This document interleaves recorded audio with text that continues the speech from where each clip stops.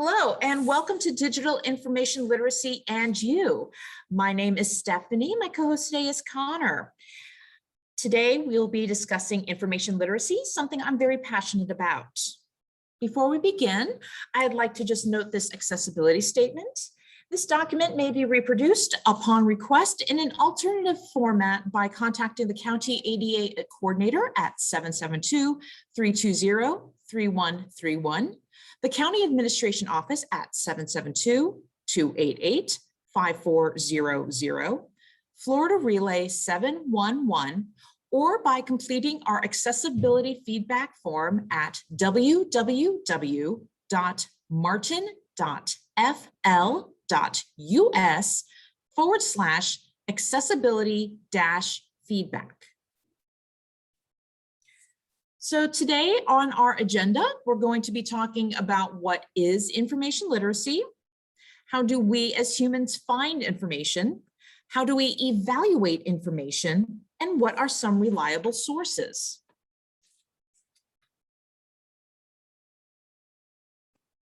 So what is information literacy?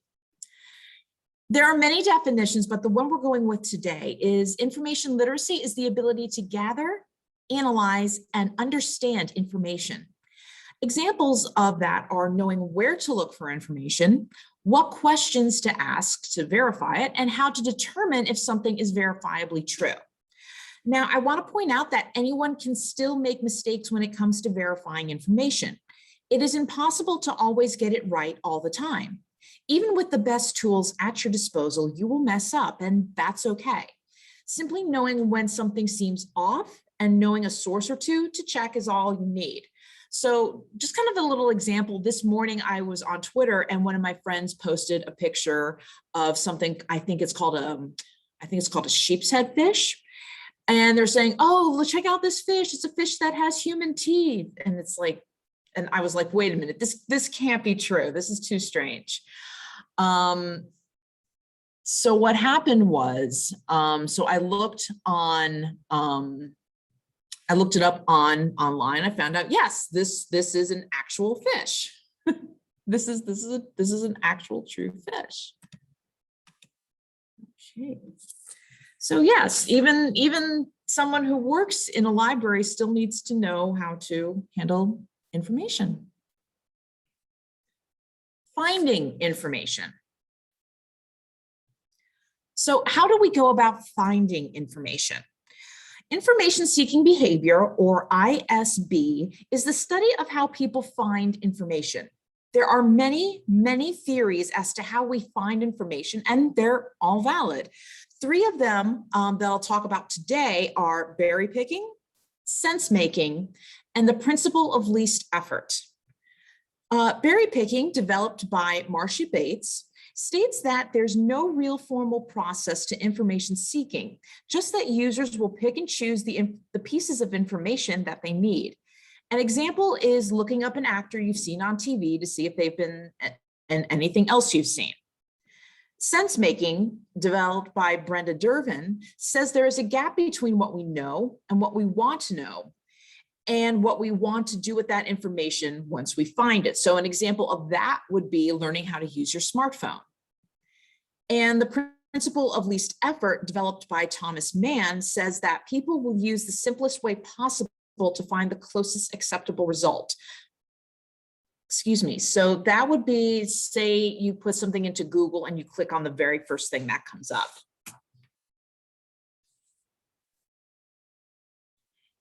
Evaluating information. So there are multiple ways of evaluating information, but I'm just going to go over three today. The first one is called Sift, or the 4 moves. Second is lateral reading. And the third is a reverse image search. Now, these all work hand in hand. You don't need to, nor should you, use one method over the others.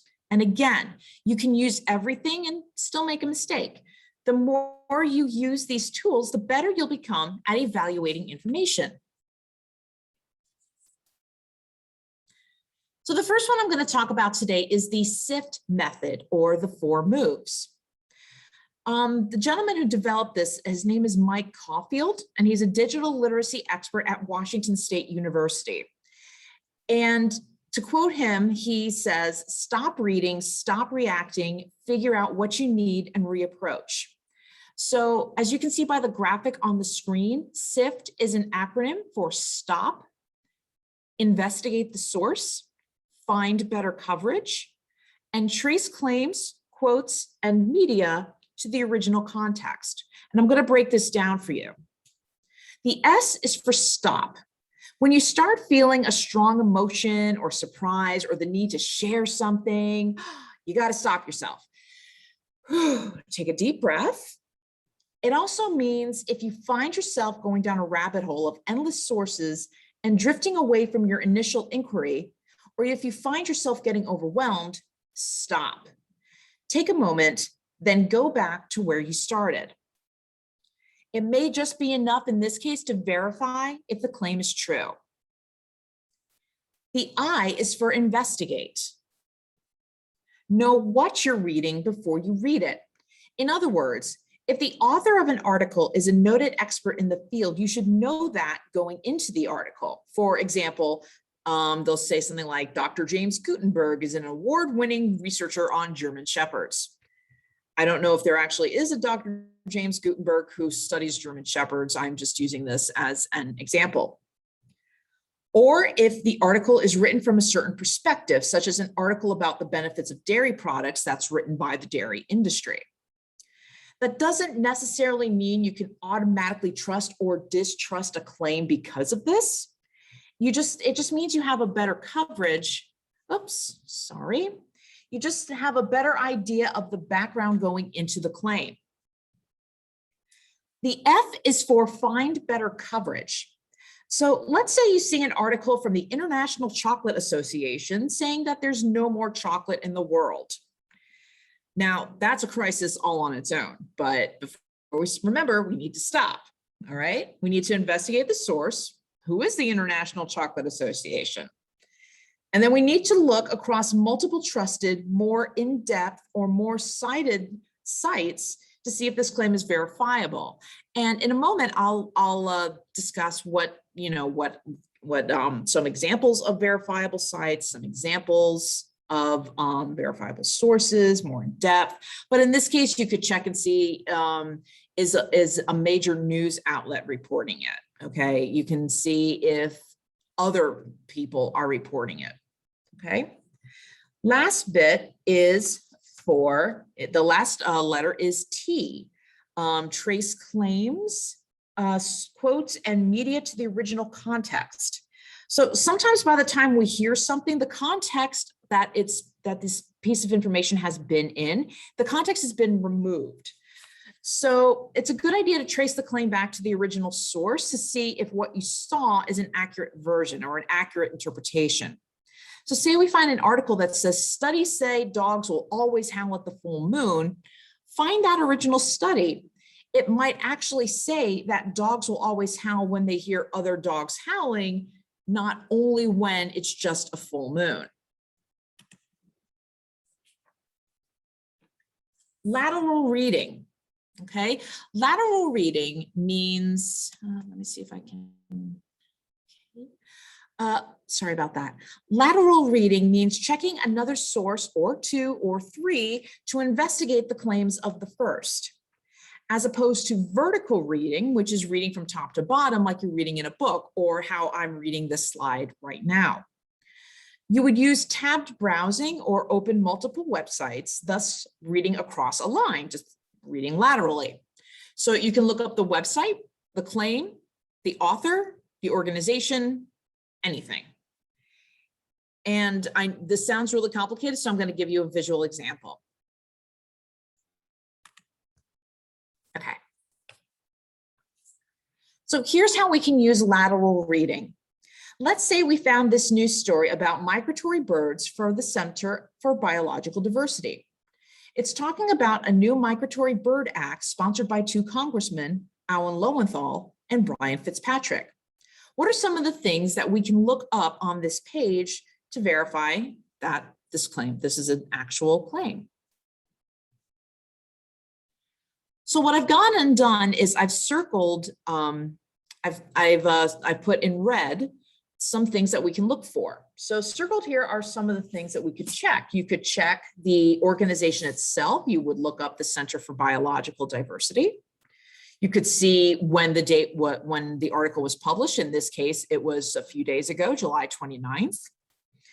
Let's see, the names of the representatives, in this case, Alan Lowenthal and Brian Fitzpatrick, and the name of the act, the Migratory Bird Protection Act. So we have these little bits that we can put into different tabs in our website, okay, in our web browser. So the image on the screen going from left to right, the first arrow is pointing at the original article. The second arrow is pointing at a tab that's looking up the organization. The third arrow in the middle is pointing to a search for the Migratory Bird Act. And the final two tabs are talking about the congressmen involved, Lowenthal and Fitzpatrick. So in this case, what we're doing is reading across. We're laterally reading. And last bit I'm going to talk about is the reverse image search. Now, a reverse image search is when you use a picture to search the internet instead of keywords. It searches the web for others like it. You can do this by using Google Image Search, which I have pictured on here, or you can use a website called tineye.com. Now, when would you use something like a reverse image search? You can do this to see if a picture has been manipulated or retouched, or to find the original source of a photograph. So let's take an example of a reverse image search. This is a tweet that was shared, and it's saying it's a picture of a bridge with cascading water flowing over it. And the caption says, "Incredible scenes in Sydney today after 90 milliliters fell in just 2 hours. Just got this from a mate who works near the Harbor Bridge." Okay, it was taken at, okay, so this post is from 5:52 p.m. on November 27th, 2018. Okay, so what we can do is we can take the picture and we can send it to Google Image Search, which is what I did in the next example. And let me see, you can see in the top in the search box, you can see where the image is along with some keywords that I put in. And look at the very first links that come up. So you have truth behind extreme photo of Sydney Harbor Bridge. And then the next one is viral fake images of Sydney weather. Okay, so it's right there. It's telling you, wait a minute, this isn't the real thing. Okay, so this immediately tells you this is not the real deal.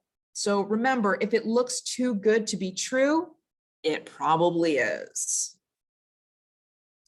Before I go on, do we have any questions?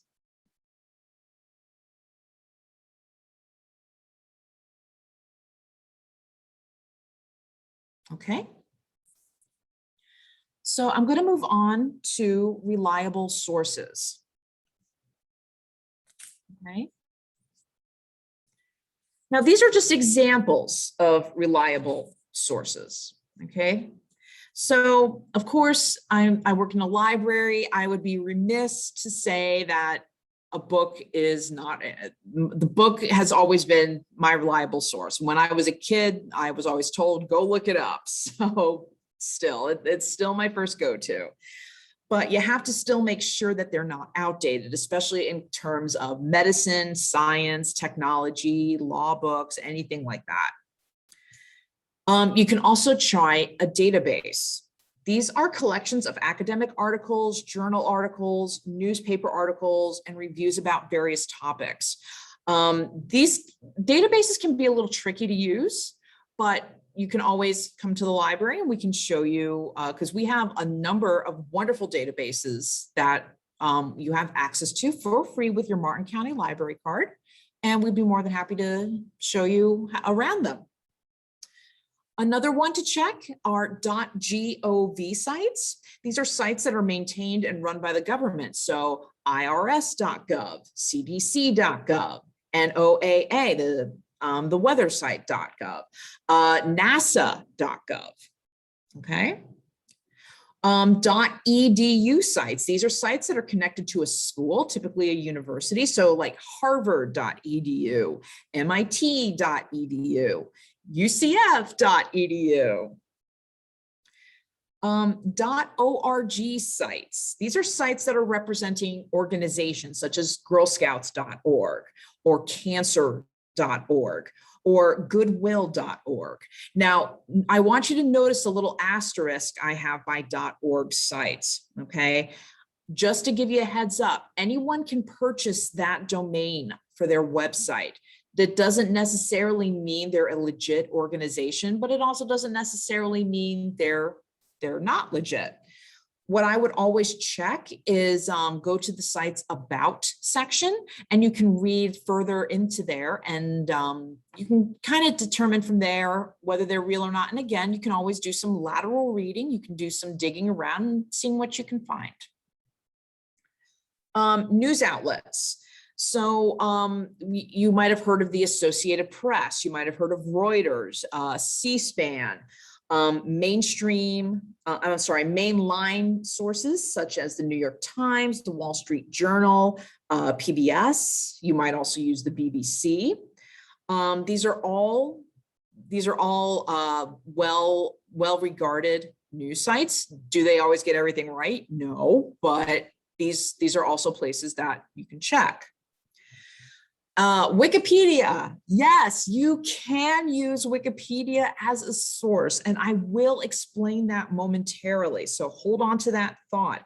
The trick here is you need to know how to use it.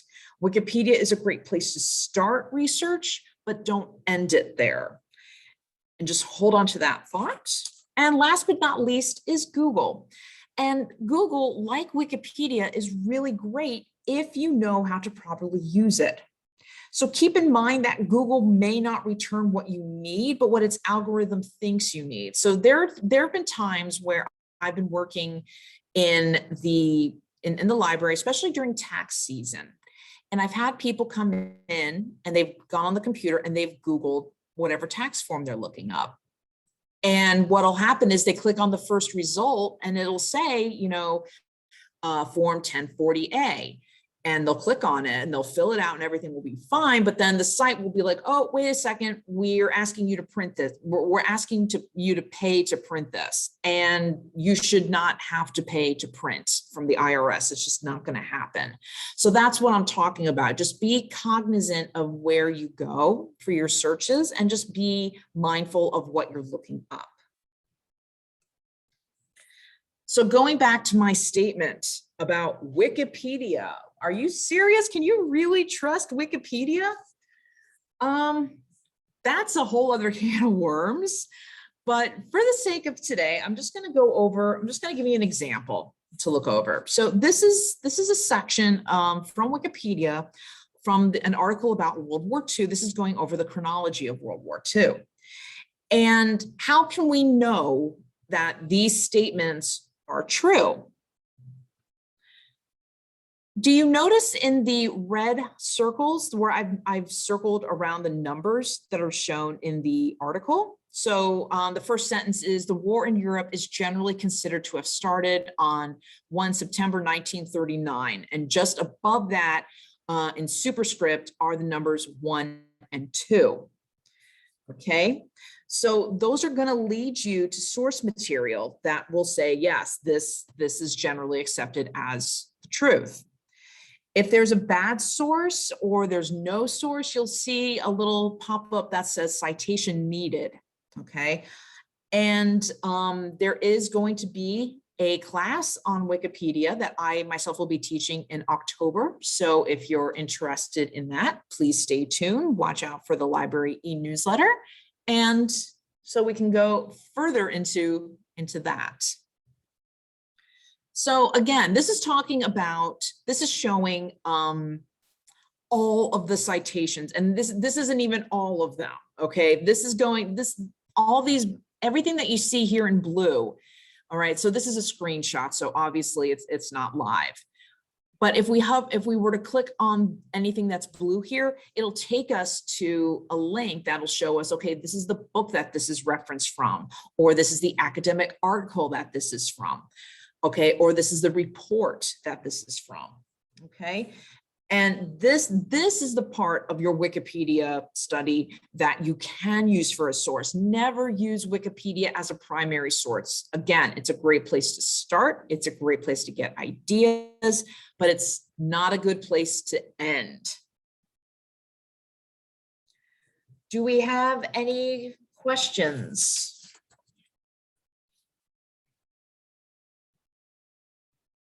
Okay, so what we went over today is we talked about what information literacy is, how we can find information, how we evaluate information, and examples of reliable sources. And I just want to point out, this is one of my favorite cartoons. It's by, it's a comic called XKCD. And if you're having trouble seeing it, it's a cartoon of stick figures, one of which is on a platform. He is speaking to a crowd. There's American flags, so we can assume this is a candidate. And the crowd is all standing around, and there's one person standing over the crowd with a sign that says citation needed. And so that's always my thing. You always, you know, it's always good to ask, you know, where a fact comes from. Okay. We do have a question in chat. Okay. The question is, isn't Wiki or Wikipedia a dynamic site compared with static news like databases? Wiki can be adjusted in time, reflecting edits, etc. Yes, that is a great question. And again, I'm going to go over this in my class in October, but yes, you are correct. Wikipedia is an open source encyclopedia, meaning that anybody can edit it, which is amazing, you know, but at the same time, anybody can edit it. There are how many people? I think there's something over 82,000 people actively working on Wikipedia. And naturally things do slip through the cracks, but they're pretty quick to catch things like just there, because I do editing on Wikipedia, and basically what I just do is I go in there and I look for the citations, you know, like they'll say like the sky is blue in Montana, so, and they'll say like citation needed, so I'll go to the Montana Tourism Board, it'll say that, and then I can use that as a source. Well, one time I used a source that I thought was a legitimate one, and I posted that in the article, and I patted myself on the back because I thought I did a real good job. Within, I would say 12 to 24 hours, my edit was taken down and said, no, this is not a reliable source. You got to try again. So yes, the editors on Wikipedia are on it. And also in cases of things that are evolving daily, like things that are constantly changing, in like news events that are happening, things that are controversial, some articles are locked. So someone with, like me, with little to no editing experience, they can't get in there. But someone who has a track record of established proper edits could go in there and make necessary changes. Does that answer your question?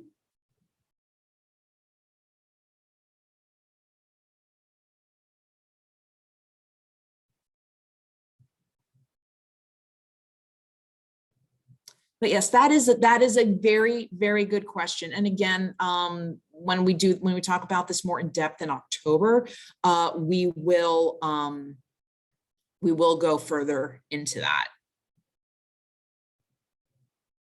Anyone else?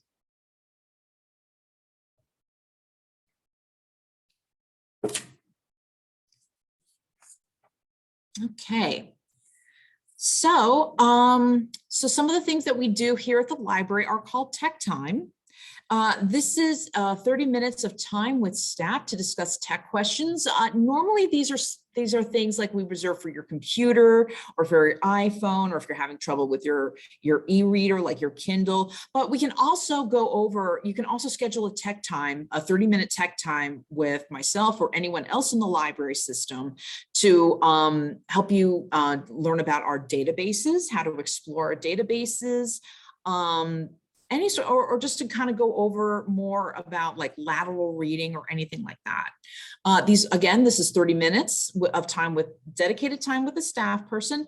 Reservations are required. You can go to our library's website at martin.fl.us/idea-lab-1-tech-help. I know that's a lot and I do apologize, but again, I will be sending these slides out within the week. So I will be sending links to all of this for you as they come. And another great resource that we have here in our library is called LinkedIn Learning. These are online tutorials. There is one in LinkedIn Learning about information literacy. I recommend it with the caveat that it is meant more, it is geared more towards academic libraries, whereas public libraries like us, we do things a little bit differently. But it is a really great resource and it goes a little further into a lot of what I covered today. So in order to access LinkedIn Learning, you can just go onto our library catalog and type in LinkedIn, all one word, learning. So I want to thank you for your time. Thank you for stopping by. And it would not be fair of me to say, trust me, I'm a librarian. Excuse me, I also have my own sources that you can see. This is where I picked up a lot of my information for this presentation. And again, thank you so much. If there's any further questions, we can stick around for a little bit longer. I'd be more than happy to answer them. Otherwise, thank you so much for joining us today. We do have another question. Does the Martin County Library System have a reciprocal relationship with academic library databases like LinkedIn, like you mentioned? Unfortunately, no. We do have some very strong databases here in our library system, but others, some of the more academic ones you may have heard of are JSTOR, or there's a medical one that I think it's JAMA, JAMA. Unfortunately, we do not have access to those.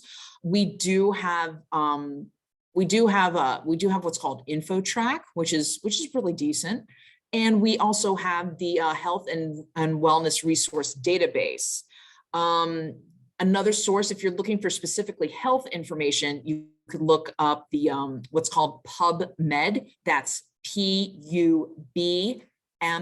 You can look up PubMed.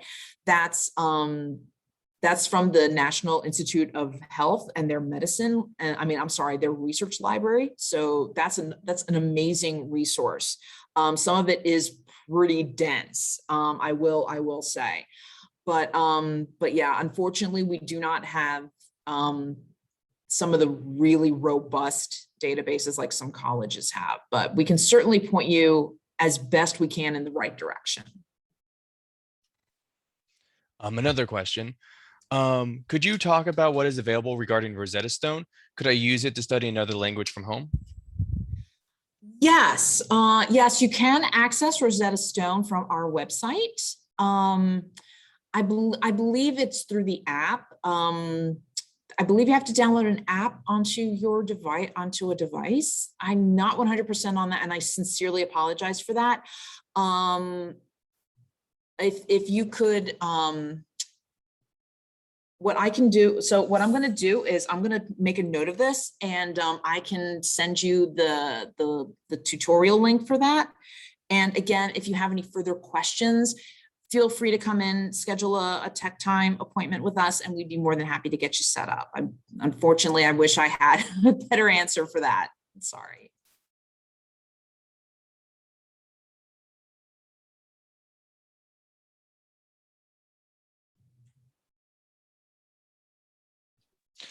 Another question is, could you talk about the Ancestry app? Okay, yeah, I will do my best with that one. The Ancestry, we do have a link to ancestry.com. We have the library edition. Unfortunately, you cannot use that from home. You must be in a library in order to use it. But it's a great resource I mean, I've traced my family back.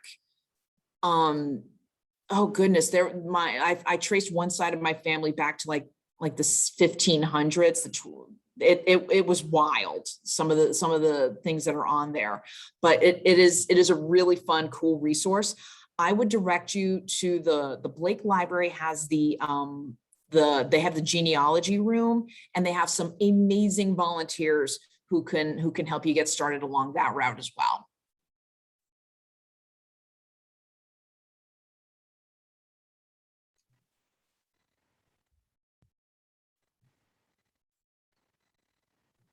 Another question.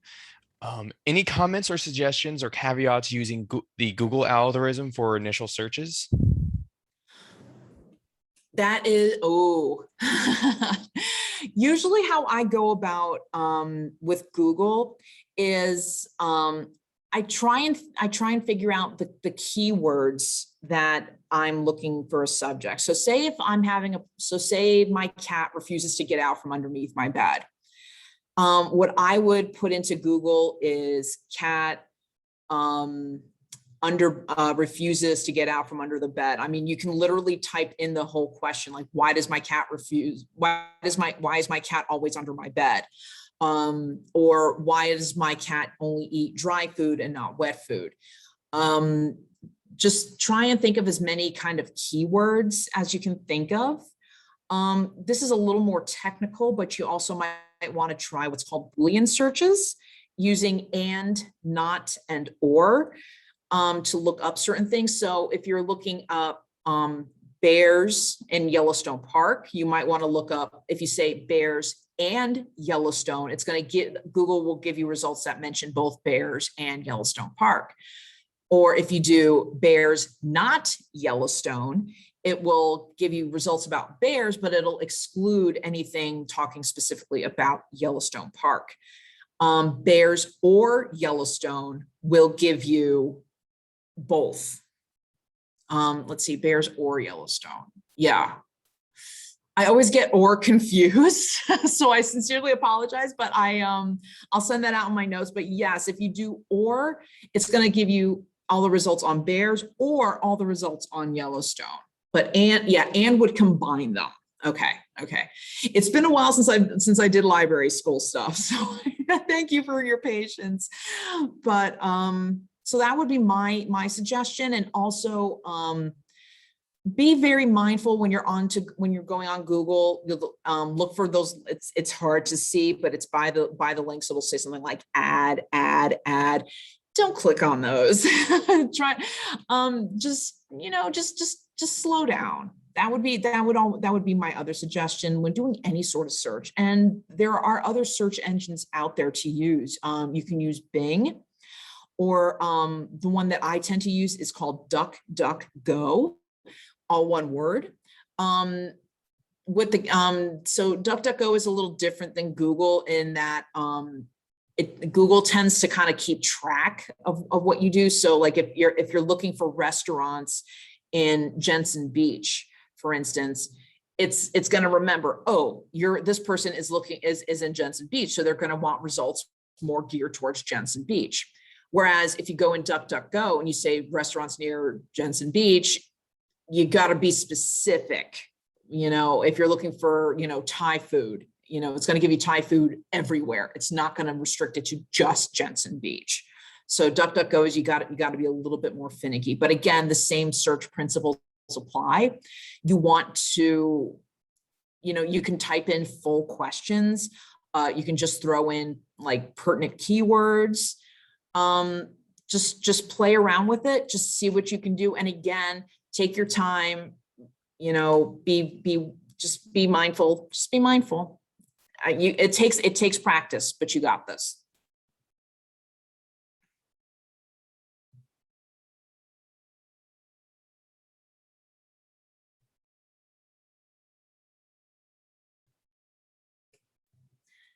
Do we have anything else? Any other questions?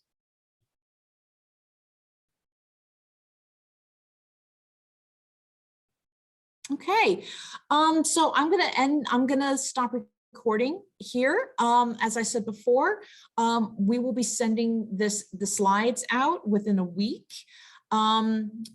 Hopefully I'll be able to answer more of your questions. Thank you all for attending. I hope we learned a little bit about information literacy today. I hope we had a little bit of fun, and I look forward to seeing you, as it were, in other virtual tech talks, and hopefully in our wonderful libraries.